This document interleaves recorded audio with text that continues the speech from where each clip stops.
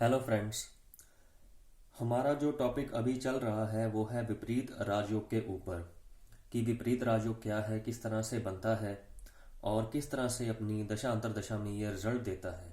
तो फ्रेंड्स, अगर आप पहली बार ये वीडियो देख रहे हैं तो प्लीज़ आप पहले इसका पार्ट 1 ज़रूर देखिए, जिसमें मैंने विपरीत राजयोग के ऊपर एक कंप्लीट नॉलेज दी है, जानकारी दी है कि विपरीत राजयोग किस तरह से बनता है, क्या क्या इसके इफ़ेक्ट्स हैं और किस दशा में अंतरदशा में इसके जो रिजल्ट आपको मिलते हैं। तो प्लीज़ आप पहले पार्ट 1 ज़रूर देखिए, और अगर आपने अभी तक चैनल को सब्सक्राइब नहीं किया है तो प्लीज़ चैनल को सब्सक्राइब कर दीजिए और बेल आइकन के बटन को प्रेस ज़रूर कीजिए, ताकि जब भी कोई नया वीडियो अपलोड हो टाइम टू टाइम उसकी नोटिफिकेशन आपको मिल जाए। सो फ्रेंड्स, बात करते हैं विपरीत राजयोग के ऊपर। इसमें आप देखेंगे कि विपरीत राजयोग जो है वो छठे, 8वें और 12वें घर के इन घरों में पड़ने वाली जो राशियां हैं उनके लॉर्ड्स के द्वारा बनता है। जैसे कि 8वें घर का जो मालिक है, अगर वो 12वें घर में हो, या 8वें घर का जो मालिक है, यानी यहाँ पर जो राशि होगी आप उसे कंसीडर करेंगे, ना कि काल पुरुष की कुंडली के हिसाब से। आप अपना अपना चार्ट्स देख सकते हैं कि आपके 8वें घर में जो राशि आ रही है उस राशि का स्वामी अगर आपके छठे घर में, या उस राशि का स्वामी आपके 12वें घर में अगर आ रहा है, तो इसे सरल विपरीत राजयोग कहा जाता है। विपरीत राजयोग के 3 तरह के जो टाइप्स होते हैं, पिछले वीडियो में हमने बात की थी विमल विपरीत राजयोग के ऊपर।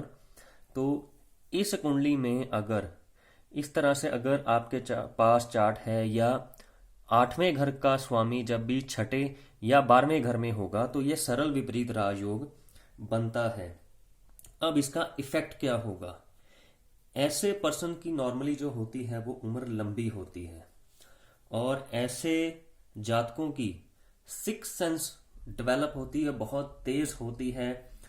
दूसरे पर्सन के दिमाग में क्या चल रहा है, वो क्या सोच रहा है या क्या बोलेगा, ऐसे लोग झट से जान जाते हैं, क्योंकि 8वां घर जो होता है वो हमारी रिसर्च का, डीप नॉलेज का, डीप थिंकिंग का और एक तरह से मोक्ष त्रिकोण का भी भाव ये माना जाता है। तो बहुत ही गहराई तक सोच रखने वाले ऐसे जातक होते हैं, और कुछ सिक्रेटिव मीन से भी राइज करते हैं, यानी कि आप इसे कह सकते हैं कि किसी को खबर नहीं लगने देते कि ये कर क्या रहे हैं। तो इस तरह से जो ऐसे जातक होंगे जिनका 8वें घर का स्वामी 12वें घर में, या 8वें घर का स्वामी छठे घर में होगा, तो बहुत ही सिक्रेटिवली राइज करते हैं कि किसी को खबर तक नहीं लगने देते कि ये कर क्या रहे हैं।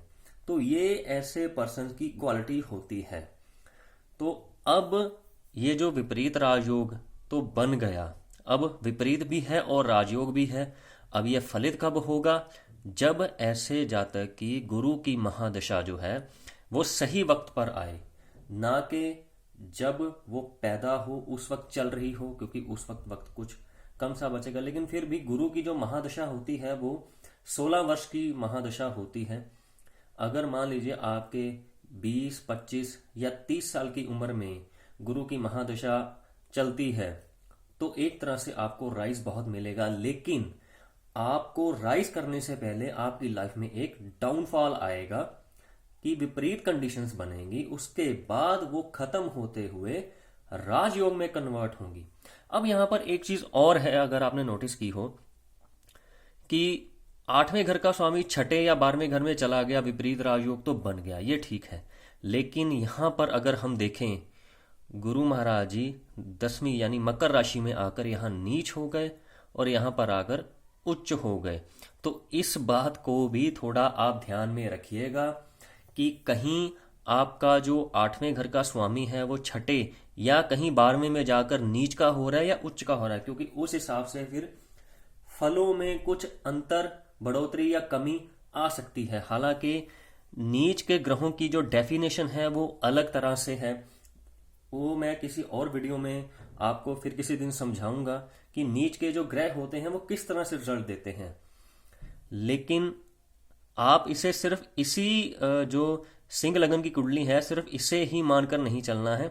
आप अपनी अपनी कुंडली चेक कीजिए कि आपके 8वें घर का स्वामी कहीं छठे या 12वें में तो नहीं है।